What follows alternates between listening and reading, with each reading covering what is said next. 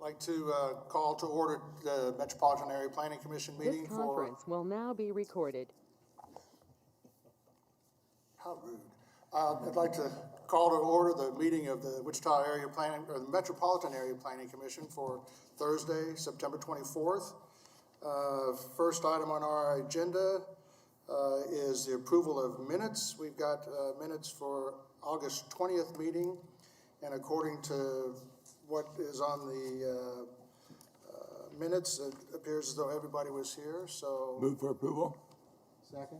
Got a motion by Mr. Joe Johnson, second by Mr. Hartman to approve. Any discussion?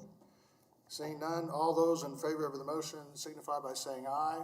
Aye. Aye. All those opposed? Disclosure? Hum? Don't you have to run the disclosure? Oh, well, okay. We can do You that. insist. All those opposed, nay. Motion carries on the minutes. So if we could have the public comments or the public notification, That please. was both minutes, right? Just for the That was one. just the one. Just did the first one. Before we begin the agenda, the Wichita-Sedgwick County Metropolitan Area Planning Commission and the Wichita-Sedgwick County Board of Zoning Appeals would like to take this opportunity to welcome everyone to this public hearing. For those at Century 2, copies of the agenda staff reports on all agenda items are available in the lobby.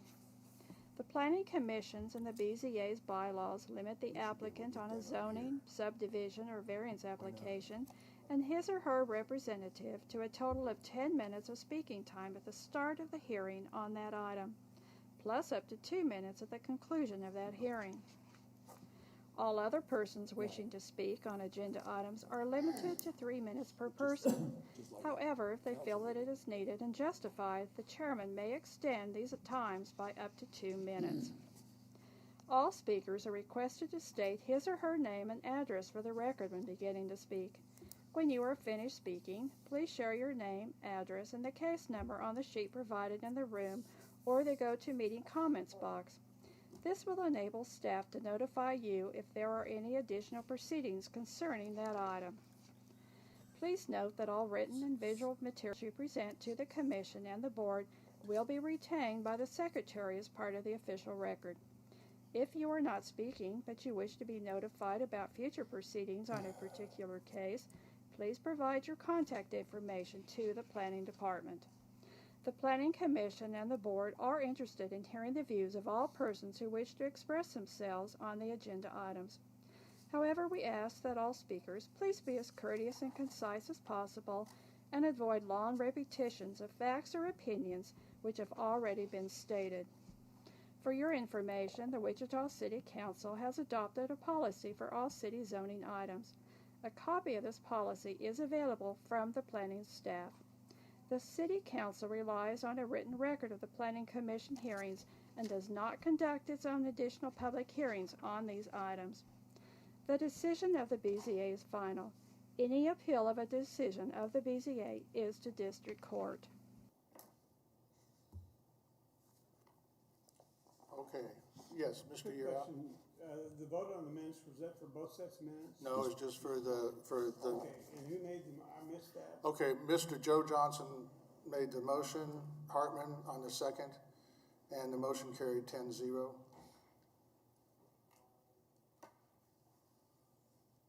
Well, we have 11 here. There's 9 here. You gotta count the one that's online. We have one online. Florence is on the Torrance is online. remote. Okay, And Josh is now online. Okay. okay, Josh is online too. Let's see. Okay. So we have 12 now. Okay.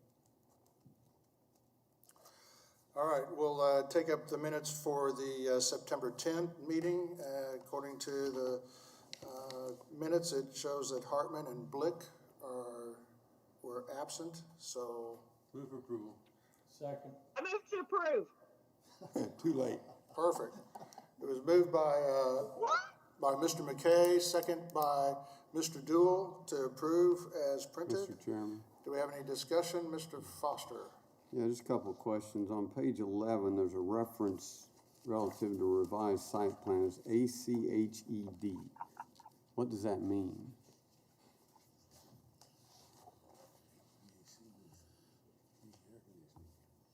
Should be see attached. Oh, see attached, okay. Then on page 29, in the middle of the page, Foster, the intent was to say, where's the closest TF3 zone to this property, as opposed to 2U3? That's all I had, Mr. Chairman. Do we have any other? Right, and Blick will be abstaining, so. Okay, been moved and seconded, with the noted changes. Any other discussion? Seeing none, all those in favor of the motion signify by saying aye. Aye. All those opposed? All those opposed, nay. Abstaining would be Blick and Hartman. Thanks.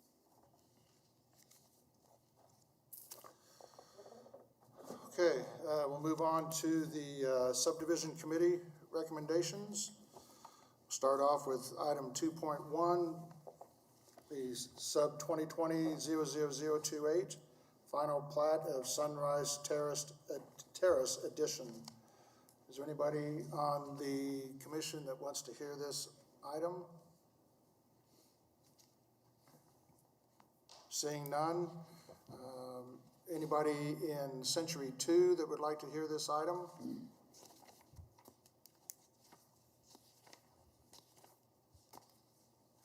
I'll take that as a no. I can't hear what Century 2 is saying. Anybody online that wants to hear this item? Hearing none, we'll move on to item 2.2, subdivision number 2020-00038, one-step final plat for David McCormick Edition. Is there anybody on the commission that would like to hear this item?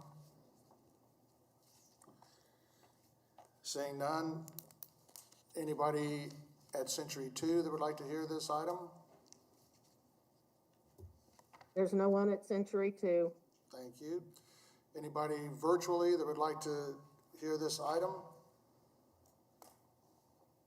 Seeing none, we'll take that item number sub 2020-0039, one-step final plat for South Glen 4th Edition. Anybody on the commission would like to hear this item? Mr. Chairman, I had a staff question on that item. Okay.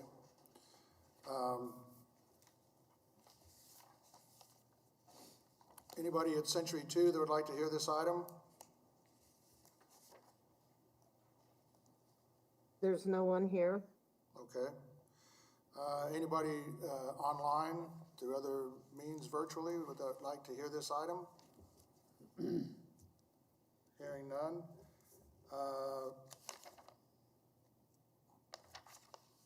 We'll go to the next item, sub 2020-00040, one-step final plat for M&K Industrial Edition. Anybody on the commission that would like to hear this item? Seeing none, anybody at Century 2 that would like to hear this item? No. Anybody virtually that would like to hear this Is there item? anybody there? No one at Century 2. Seeing nobody's interested in this item, we'll take that one off. Chairman, make a motion to approve 2.1, 2.2, 2.3, and 2.4. Before, I'll take that motion, Mr. Blick, in just a second. Mr. Foster had a question on item 2.3. Sorry about that. No, you're fine, you're fine. Apologies. Mr. Foster? Just a simple question. Item 4.1 is a zone change relative to that plat. Is it standard, or should there be a staff comment that the approval of the plat is subject to the zone change, or how does that work? In this case, the zone change will not impact the plat. There's some occasions where we need to have a zone change to get the proper lot sizes and so forth. But in this case, the zone change has no impact on the plat, which is why we did not tie them together.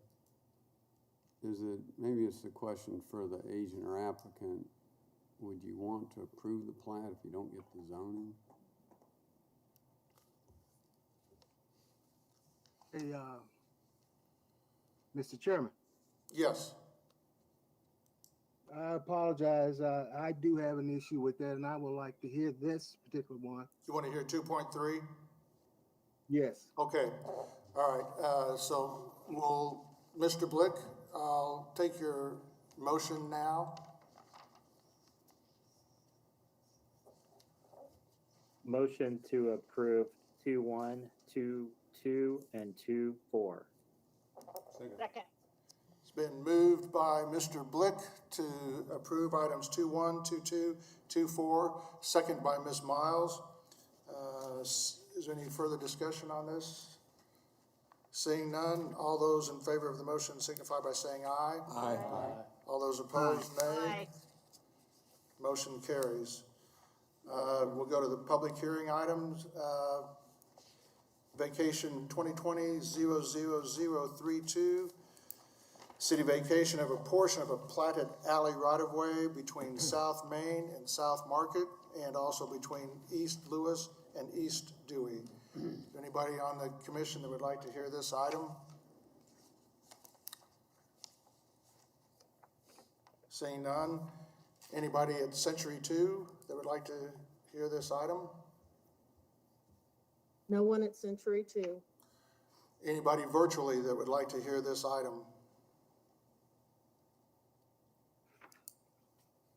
Hearing none, I'll entertain a motion. Move for approval for item 3.1. Second. It's been moved by Mr. Hartman, second by sorry, Mr. Warren, to approve this item. Any discussion on the item? Hearing none, all those in favor of the motion signify by saying aye. Aye. Aye. All those opposed, nay. Motion carries unanimously. Moving on to the public hearing, item 2020-00031,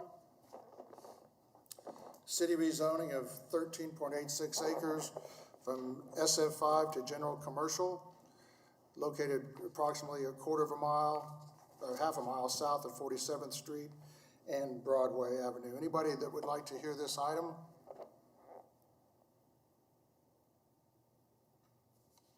Nobody here on the commission? Anybody in Century 2 that would like to hear this item? No one in Century 2. Anybody virtually that would like to hear this item, zoning case 2020-00031? Hearing none, Move for approval. Second. Mr. Joe Johnson made the motion to approve this item. And Mr. Bill Johnson seconded it. So Johnson and Johnson made the motion. So anybody have any further questions or discussions on the motion? Hearing none, all those in favor of the motion signify by saying aye. Aye. Aye. All those opposed, say nay. Motion I carries. have one extension. I'm sorry. Tell those other, I will abstain until. So motion carries unanimously, 11-0 with one abstention. The non-public hearing items 5.1 and 5.2 we will hear. So we'll go back to our subdivision committee recommendations, item 2.3. Neil Straw, planning staff. Item 2-3 is the South Glen 4th edition. This was reviewed at subdivision committee last week. It's located on the east side of South Broadway, half mile south of 47th Street South. It encompasses one lot. The current zoning is SF5. They are proposed, actually, the other zone change that was on the hearing today was to GC, general commercial.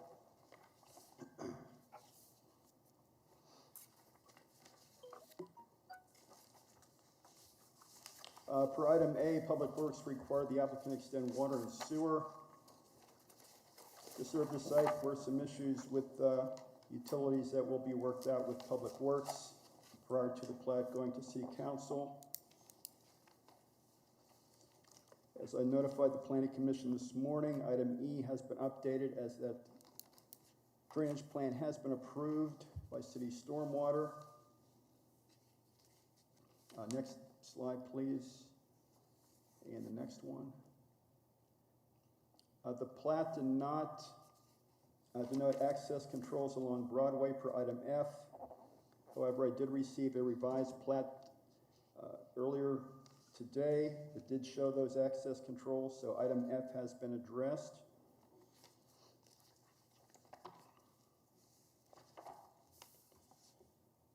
I also should address the second sentence in item F.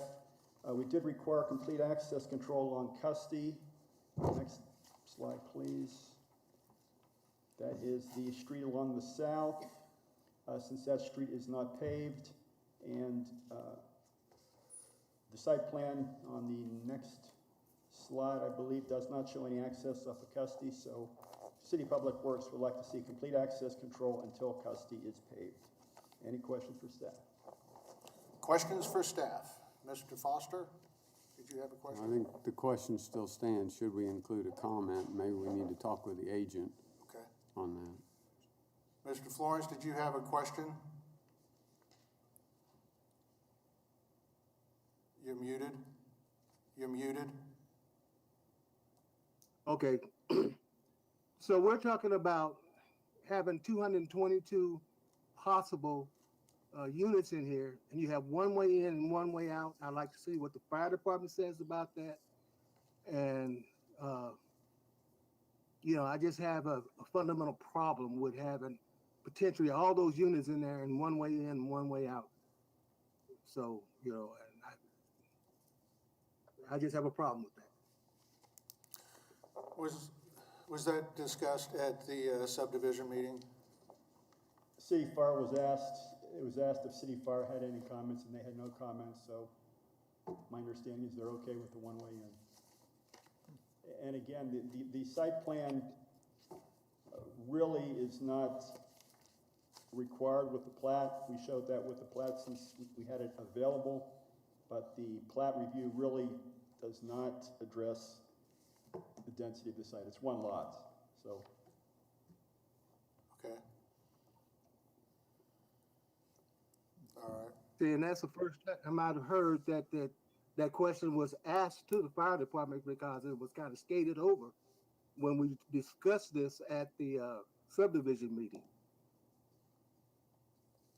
Okay. Mr. Chairman? Yes. Perhaps one way to address that would be to require an access on the Custody, which should be approved by the fire folks whenever that does get paved. That's not an immediate solution, but it might be a long-term benefit.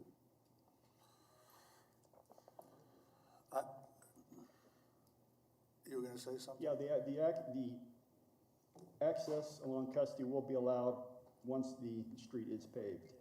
So that would be available to fire. Yeah.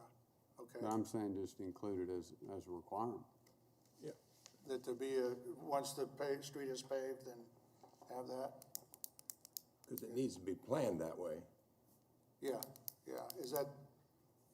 Well, and I would add that the site plan that you see is a requirement to get all the approvals once the property is zoned for the development of the RV park. But the whole layout and everything, approvals, everything are done administratively under the standards of the RV code, which is a separate document from zoning. It's not tied to zoning. It's not tied to plat. The plat is for the one lot. That's all that's going on. You're getting a courtesy show of how they intend to lay out the RV park on the property. Not only are we showing this slide as with the plat, but we also have it as a slide in the zoning case that you've already voted on. But the The city code with respect to how that RV park is developed is all controlled under a separate body of law. Okay, Mr. Hartman? So Dave, on the plat, will they state that there'll be access once it's paved? Well, Or we will it- can. or it I won't mean, be listed as- If the access control is only applicable so long as Custody is unpaved, then the access control would automatically disappear once the paving occurs. Right. So you wouldn't label it complete access control on the plat? We've never, to my knowledge, ever mandated someone make a connection to a public street anywhere. We've done all kinds of restrictions of you can't put an Yeah, access. you can't do that, But we've never had one that says, oh, you have to connect here, so. This is a local street, it's not an arterial, which requires access controls. So normally Custody will not have any access controls to begin with, since it's a local street. We only put them on there since it is unpaved. Okay. Yes, Mr. Foster? I'd be curious if fire had a chance to see this site plan, because when you look at it, I can see Mr. Florence's concern. Are there proper turning radii that's even gonna allow for fire to get through there? It was submitted with the plat, and fire did receive the plat and the site plan. Again, no comments were received from fire. Is this something that MABCD would pick up or look? See, and tell me if I'm wrong, Neil, but I recall one of the fire chiefs telling us that once this goes through, they don't see it again.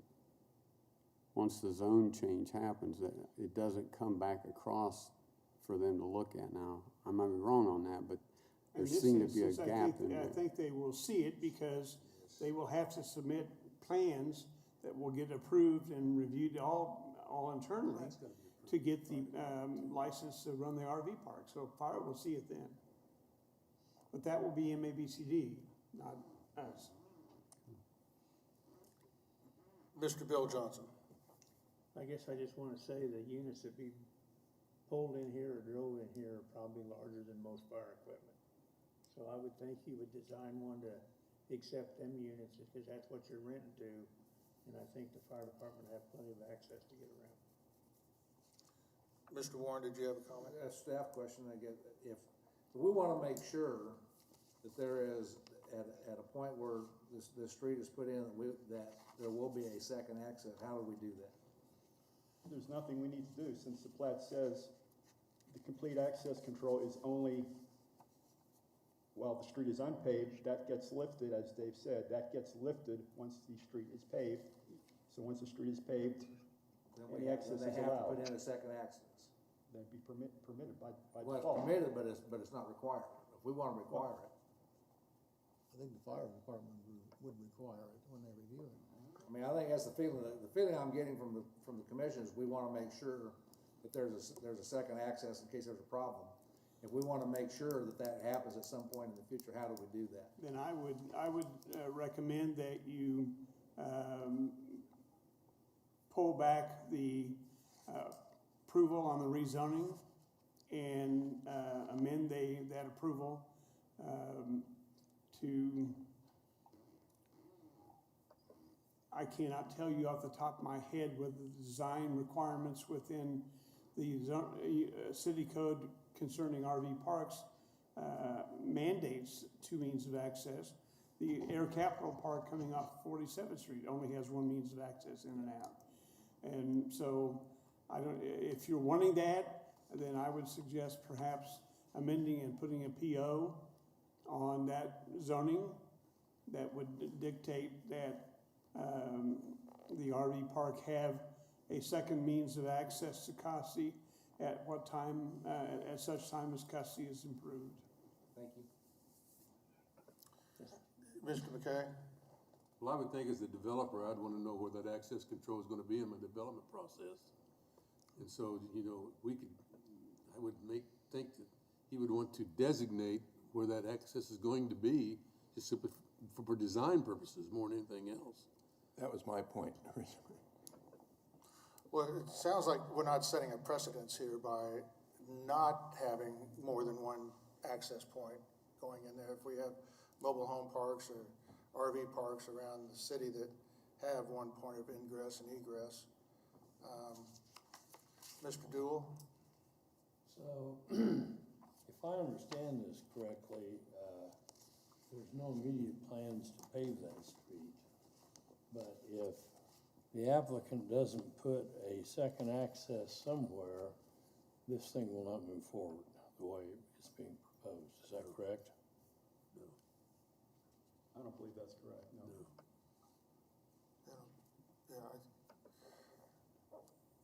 Bill Johnson? I'm gonna try a motion, I think. Well, we have, does the agent or applicant have an opportunity to Sure. speak at this? So I see that the agent is in the house, at least in his house maybe. Mr. Yes, Chairman, you also I'm have a always question. available. I'm Mr. the agent Black. for the applicant. You also have a Mr. question. We have a commissioner with his hands up. Yes, We're I would- trying to have- Yeah. Blick, Mr. Blick? This actually might, because it kind of got asked here in a second ago, but this might be a question for the applicant because based off the photo and the property that's north, the Air Capital, it's an all paved RV park. And so by the photo, I couldn't tell if it was actually paved or not. And I was going to ask staff, but it probably is a applicant question. That might kind of answer some questions on turnaround of vehicles and all that. Okay. Well, Yes, all of the driving surfaces will be paved. so, The plan is to develop about the north half of this first as a phase one. His name and address. And then later, as that becomes successful or appears to be successful, then that move into phase two, which would be the south half. And just hang on. Putting an access drive would only eliminate maybe two of those back end sites along the south line down there. I don't think it would be any problem to create a second point of access, especially as phase two is going to be down the road anyway. Okay. Can we have your address, please, Mark, for the record? My address is 433 South Hydraulic, Wichita, Kansas. Mark Savoy, Savoy Company Land Surveyors. Thank you, Mark. Do you have any questions of the agent? I think Mr. Blick had one. I got one. Okay. Mr. Blick, do you have questions for the agent? No, actually, he answered my question. He did, okay. Mr. McKay? Mark, would you oppose a contingent dedication marked on your plat? It says 1X when it's paved. You said it's only gonna take one or two. That could be varied, but at least it's showing the plat that there's a contingent dedication. Pardon me? We could designate a location for it. So you do a contingent dedication that could be slid one way or the other a little bit, but at least you got it on the map that there is a contingent dedication. You betcha. Okay, thank you. Okay, do we have any other questions of the agent? Seeing none. Is there anybody virtually that would like to make some comments on this? Seeing none, we'll bring it back to the commission for action. Sounded like, okay, I've got a question. If he puts a contingent dedication on that south property line for one drive when the street is paved, is that? I'm thinking out loud here, and Neil's worked this a lot longer than I have, but I'm thinking we're showing along Custody now, standard language that says complete access control. I would presume that is indicating that is true until such time as Custody is improved. If we then added a statement or a sentence that basically said one access on Custody permitted when improved, Required. they don't have to designate it, and all the plat's just saying they'll have an access. And then they can choose where that is at the time they get ready to make the improvements. John's got a question. Yes, that would work. That would work? Okay. Yes, Mr. Johnson, Joe? No, okay. Were we gonna say it was required? Or that was my only thing, a required. If you want to state on the plat that a one required access along custody or one access is required once it is improved, I would think that would carry. I'd look to law. Laws. We got a nod. Law's nodding, and he's awake, so. Well, the only reason I say contingent dedication, because being a mobile home park, they can slide it up and down one way or the other, fairly easy. Right. And that way it shows on the face of the plat that there is a contingent dedication for the future. How you mark it in there, once Custer's paved or whatever it might be, is immaterial to me, but the fact that on the face of the plat, it shows that there's going to be there's a dedication to Custer. Would be a dedication, in turn, it's just an access point. Yes. An access point, okay. Agent, you're good with that? He already said he was. Yes. Okay. I can agree to that. All right. Mr. Florence, does that resolve your concerns with this? Yeah, that would, but I would still like to hear what the fire department had to say. Okay, well, okay. Well, it sounds like fire is gonna will have their input again, according to Mr. Yearout. I would believe they will be reviewing the design and layout of the proposed park at such time that the final plan is submitted in order to get the licenses necessary to build the thing. All right. Have we got this one under hand? Or in hand? If so, then I'll entertain a motion. Bill was gonna do it. I try a motion to approve, but I'm confused with what we're doing. Do you have it? I think, All we're saying is that in our verbiage, we were talking about once Custer is paved, then there will be an opening onto Custer required. And I use contingent dedication only because it shows on the face, of the plat that there is a dedication. That way the fire department can see that there is gonna be a second exit in and out of this property, once it is paved. And this has to be coded, so I'm thinking that all of that will be taking place at that jurisdiction, and we don't have to deal with that, but whatever everybody wants to do as far as. Well, trying to the design issue here is the fact that we're putting on the face of the plat complete access control on custody. Right. But we're adding language that is applicable only so long as custody is unimproved or unpaved. And since it, And then the proviso will be, once paved, custody shall have one entrance somewhere. and the agents agreed to it, so Yes. I'll Yep. put that in my motion. Second. okay. So it was moved by Mr. Johnson. Who had the second? The other Johnson. Brother Johnson. Johnson and Johnson again. So, Mr. Yearout, you're clear on the motion? Yes. Okay. Neil, I think you understand that. We're gonna say it's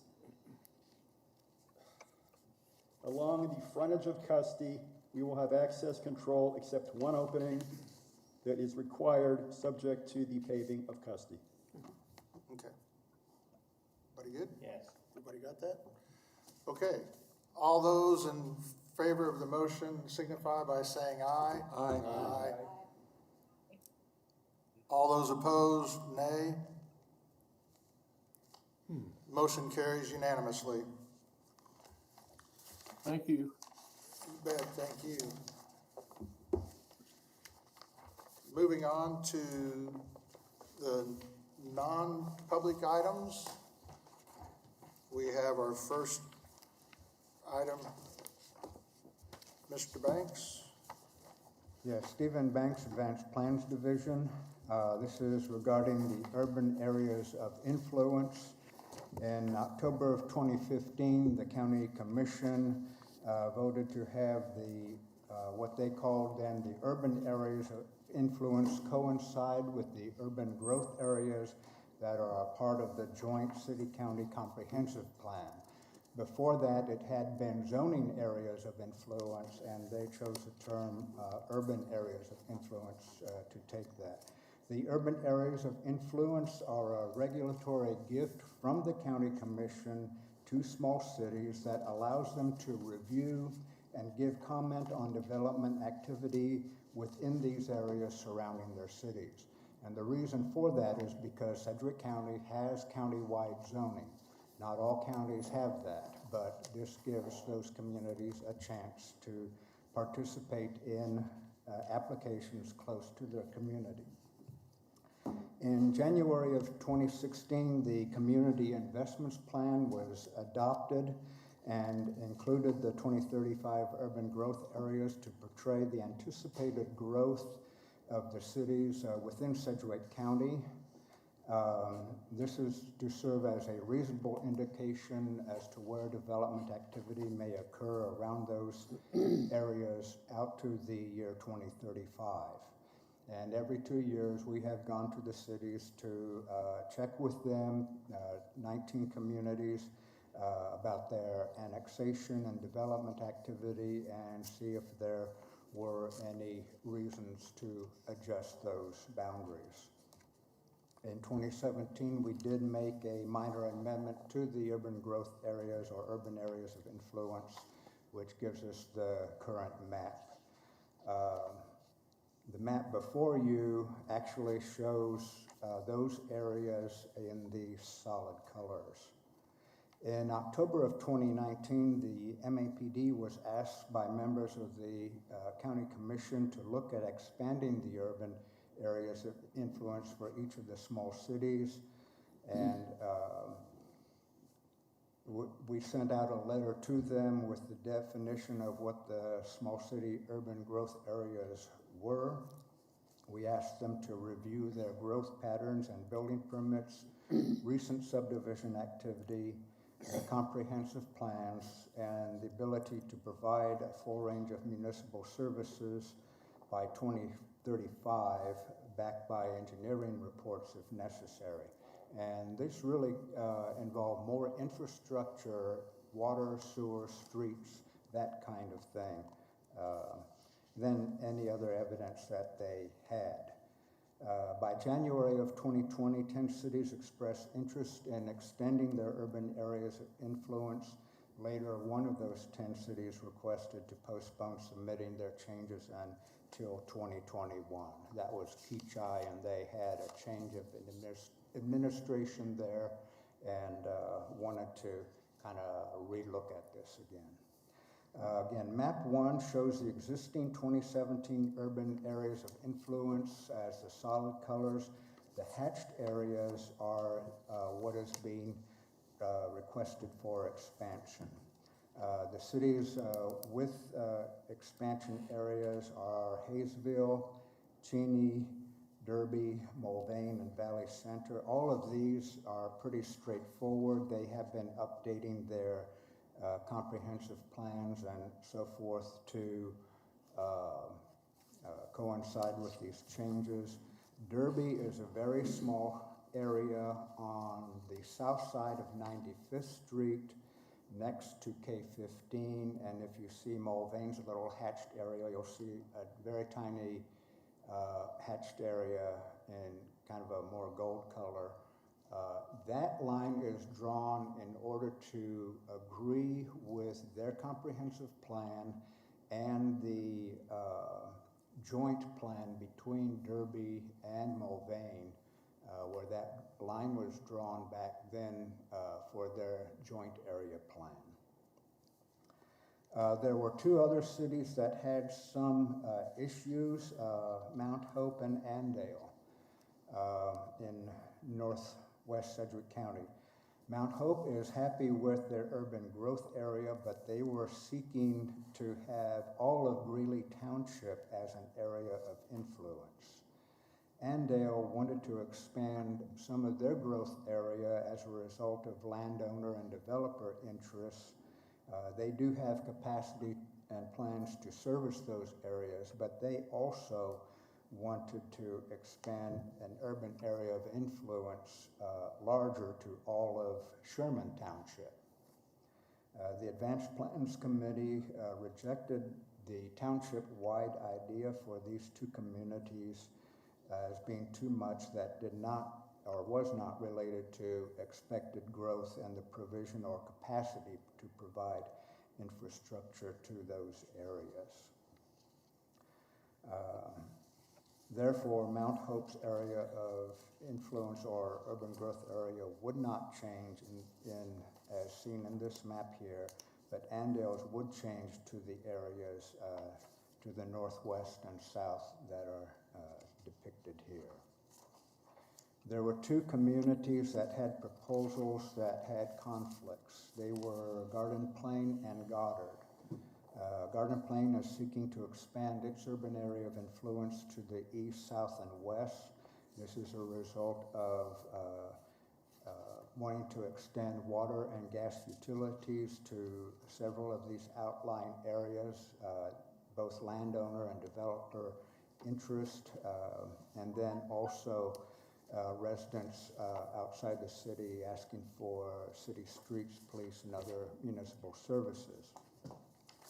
Goddard also was wanting to expand their area.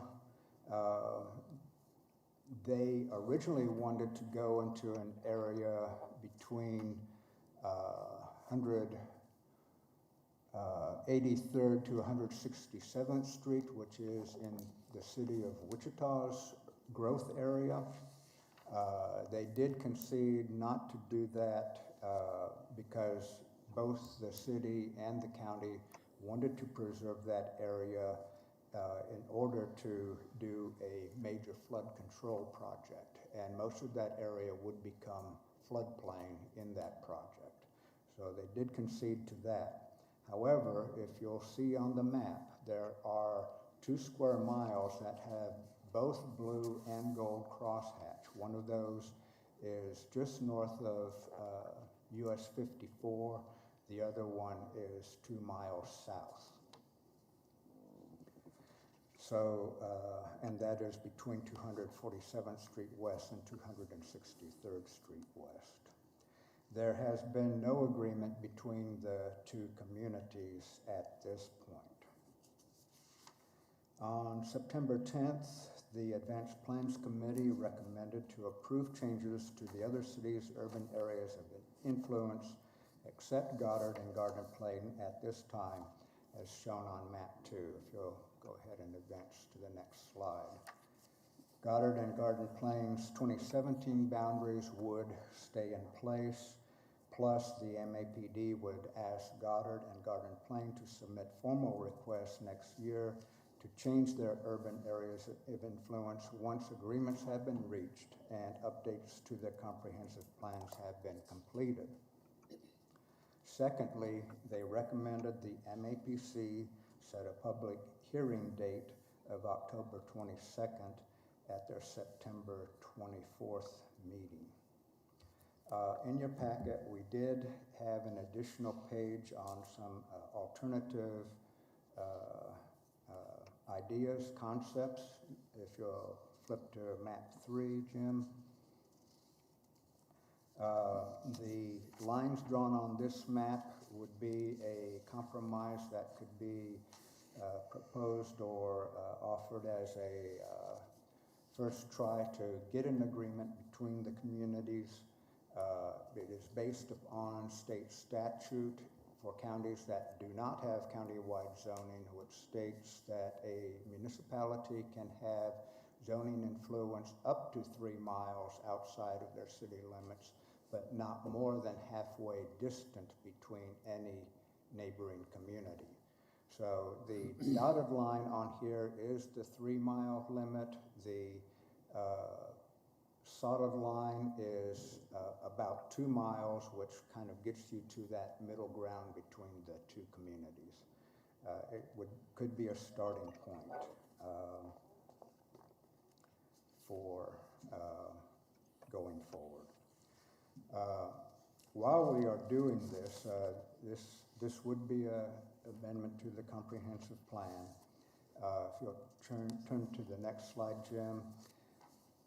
This map is the current map in the comprehensive plan. There are other updates that need to be done to this. The first one being at the top. Currently, it says this map does not reflect the zoning areas of influence. Well, of course not. They don't exist anymore. But we do need it to say that they do reflect the urban areas of influence for Sedgwick County. Along with that, under small city urban growth areas, we have added a sentence at the end there saying these areas coincide with the urban areas of influence. The sentence before that, because we didn't want to upset the whole formatting of this map, used the word municipalities repetitively, and so we took some of that out to say population growth rather than municipal population growth and things of that sort in order to get things to continue to fit. Under the established central area, we are inserting the Wichita Places for People plan. We had other language in there referring to a plan that would yet be adopted, but Places for People has been adopted, so we are changing that language. The next thing is under industrial improvement districts, Sedgwick County Park and McConnell Air Force Base. We changed the language because McConnell Air Force Base isn't really a district, but there is agreement that this is an area that the city would not annex into, and they wouldn't annex into our incorporated area. So we're changing that to be explicitly mentioning that, and we are updating the green areas on the map that show those improvement districts because they have changed since this map was created. Also, this motion or this action will constitute a zoning code update, as the UAI is actually part of the zoning code, and that's done for notification purposes. So you will actually be taking two actions when you do take this up in the public hearing. At this time, our recommendation, or actually the Advanced Plans Committee recommends that the MAPC set a public hearing date of October 22nd. The cities will be informed of that public hearing and given an opportunity to present their cases at that time. And we show in your memo the proposed or possible scenario for going forward to the Board of County Commissioners and the City Council afterward. Any questions? Questions for staff? Mr. McKay? Do we discuss this now, or we just set the date? We're just setting the date. Okay, thank you. Unless you have some I got a technical lot to say, questions. that's why I said let's wait. We have been warned. You'll be running that meeting that day. Just kidding. Thank you. Yeah. Any questions about anybody online that have questions? Cindy? Nope, seeing none. Okay, I'll entertain a motion. Move to approve the date as presented by Steve. I'll make a motion. Too late, you're second. You're gonna get the second. Mr. Warren made the motion to set the public hearing date for October 22nd. Ms. Miles seconded. Any discussion on the motion? Any questions? Seeing none, all those in favor of the motion signify by saying aye. Aye. Aye. Aye. Aye, this is Josh. All those opposed, nay. Hearing no nays, motion carries unanimously. Next item, Mr. Williams. Good afternoon, Matt Williams, Associate Planner. The city is currently considering the adoption of a project plan for the Riverside infrastructure project within the Riverside Housing Redevelopment District. So we have Mark Elder here today to discuss the project, and then I'll be back to go over the consistency with the comprehensive plan.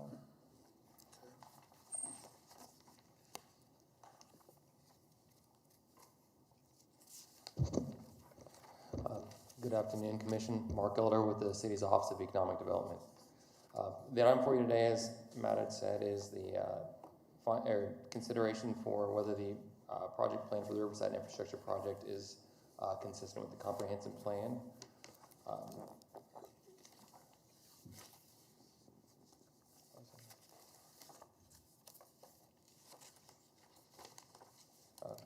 And so the district was established earlier this year. It's the Riverside Housing District, and it in 2019 it was established, or it was considered redevelopment. It was an old, I think, like children's home that but had ended up being vacant, and the land was badly dilapidated. And so some developers bought that, demolished the land, and then are now planning a new development that would be approximately 40 homes within that area.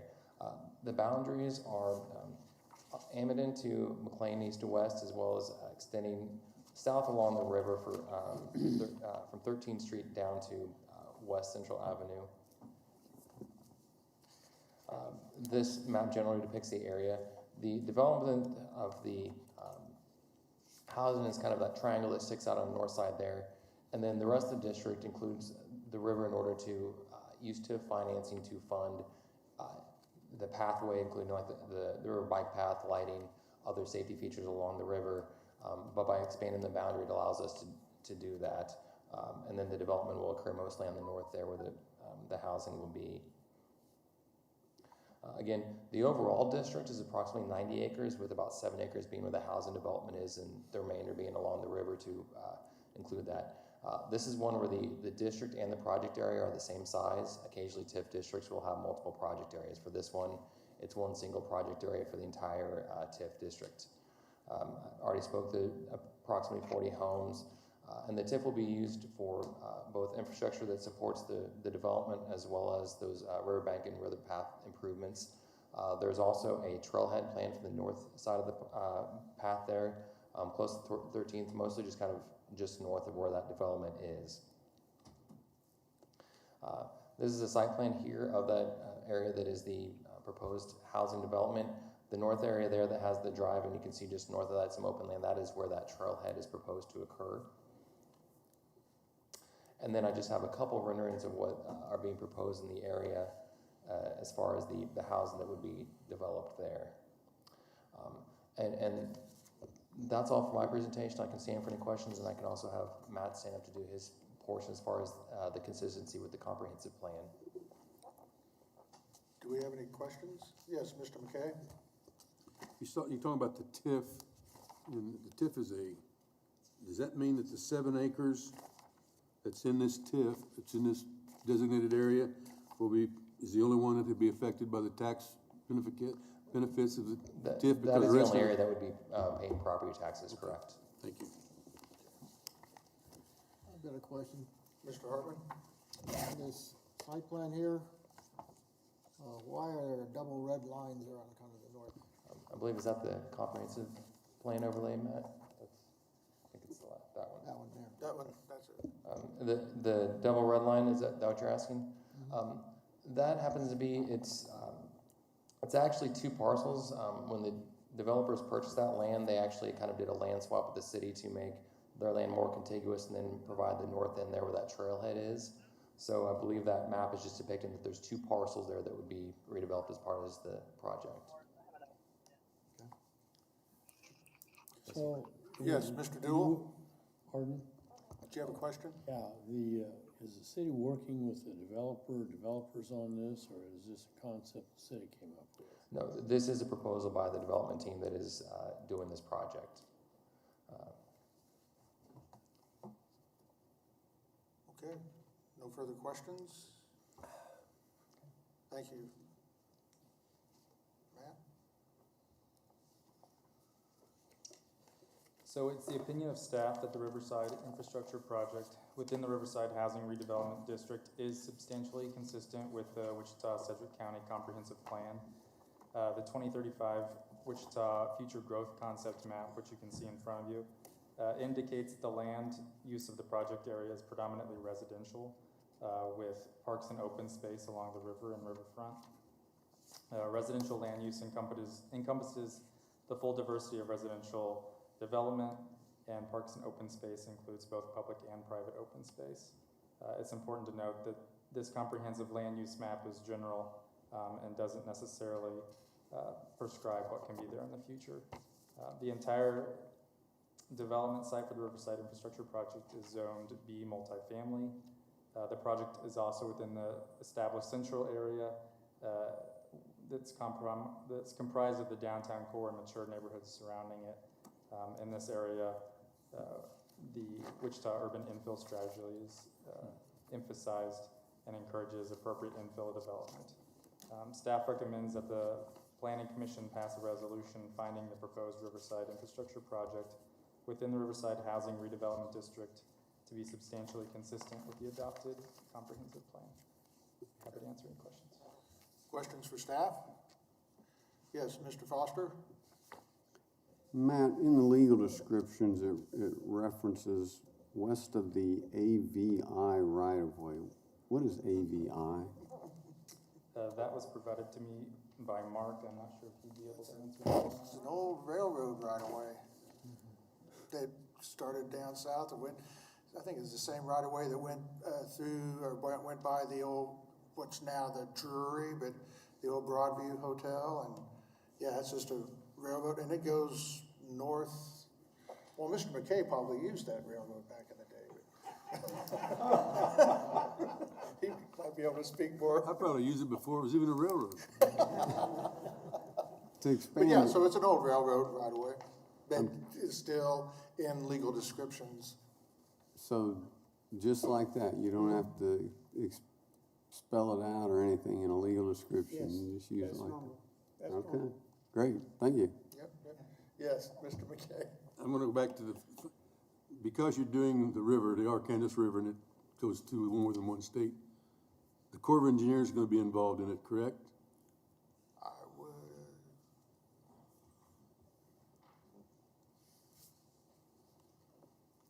If there are actually changes to within where the Corps has an influence, and yes, the Corps would be involved, but many of those improvements will be along like the bike path and lighting, which may or may not be within the purview. But the Corps would be involved if there are changes. You know, there's actually no change to the river, but if there are areas that they have an influence on, that they would be involved in that project. The follow-up to that question is, does that mean the developer of the triangle piece there is gonna be responsible to participate in whatever the Corps, if they should be involved, would have to come up with? Because they're the only tax-paying entity in this whole project.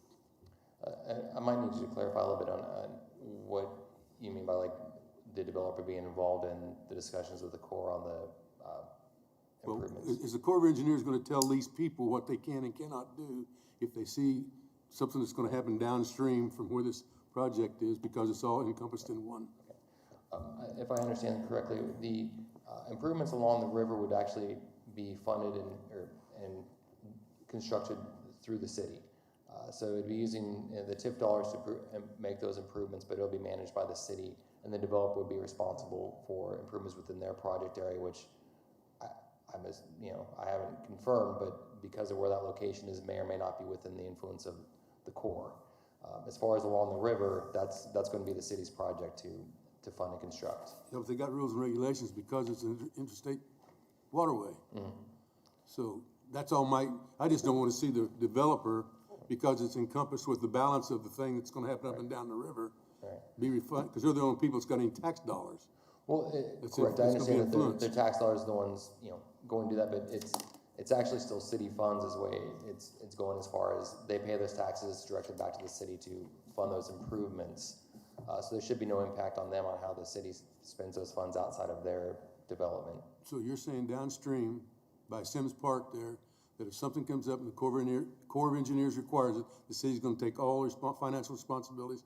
And even though it's a TIF for the whole area, that the developers are not gonna be financially responsible for that to happen. If there is an impact within their site, their land, then the developer would be held responsible, but I wouldn't see that the developer would be held responsible for a city project. The city would have to make the determination at the time whether they can, pursue that if there's an additional cost because of the Corps of Engineers influence.